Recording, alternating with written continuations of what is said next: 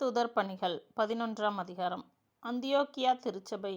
ஸ்தேவானை முன்னிட்டு உண்டான துன்புறுத்தலால் மக்கள் பெனிசியா, சைப்ரசு, அந்தியோக்கியா வரை சிதறிப் போயினர். அவர்கள் யூதருக்கு மட்டுமே இறைவார்த்தையை அறிவித்தார்கள், வேறு எவருக்கும் அறிவிக்கவில்லை. அவர்களுள் சைப்ரசு, சிரேன் ஆகிய இடங்களைச் சேர்ந்த சிலர் இருந்தனர். அவர்கள் அந்தியோக்கியாவுக்கு வந்து அங்குள்ள கிரேக்கரை அணுகி ஆண்டவராகிய இயேசுவை பற்றிய நற்செய்தியை அறிவித்தார்கள்.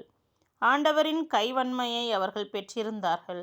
பெருந்தொகையான மக்கள் நம்பிக்கை கொண்டு ஆண்டவரிடம் திரும்பினர். இந்த செய்தி எருசலேம் திருச்சபையினரின் காதில் விழவே அவர்கள் பர்னபாவை அந்தியோக்கியா வரை சென்று வர அனுப்பி வைத்தார்கள். அவர் அங்கு சென்றபோது கடவுளின் அருள் செயலை கண்டு மகிழ்ச்சி அடைந்தார். மேலும் உறுதியான உள்ளத்தோடு ஆண்டவரை சார்ந்திருக்குமாறு அனைவரையும் ஊக்கப்படுத்தினார்.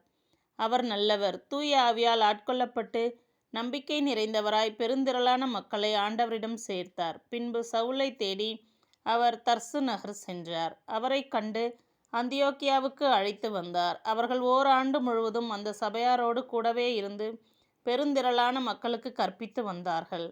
அந்தியோக்கியாவில் தான் முதல் முறையாக சீடர்கள் கிறிஸ்தவர்கள் என்னும் பெயரை பெற்றார்கள். அப்பொழுது ஒரு நாள் எருசலேமில் இருந்து இறைவாக்கினர்கள் அந்தியோக்கியாவுக்கு வந்தார்கள். அவர்களுள் அகபு என்னும் பெயருடைய ஒருவர் எழுந்து நின்று தூய ஆவியாரால் ஏவப்பட்டவராய் உலகமெங்கும் கொடிய பஞ்சம் ஏற்படப் போகிறது என்று முன்னுரைத்தார்.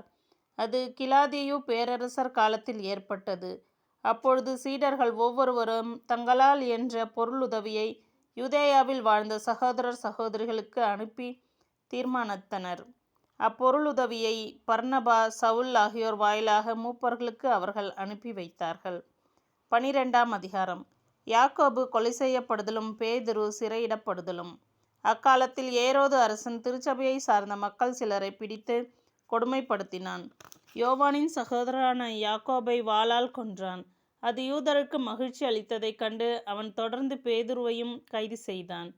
அது புளிப்பற்ற அப்பவிழா நாள்களில் நடந்தது. அவரை பிடித்து சிறையில் அடைத்து காவல் செய்யுமாறு 4 படைவீரர் கொண்ட 4 குழுக்களிடம் அவன் ஒப்புவித்தான். பாஸ்கா விழாவுக்கு பின் மக்கள் முன்பாக அவரது வழக்கை விசாரிக்கலாம் என விரும்பினான். பேதுரு இவ்வாறு சிறையில் காவலில் வைக்கப்பட்டிருந்த போது திருச்சபை அவருக்காக கடவுளிடம் உருக்கமாக வேண்டியது.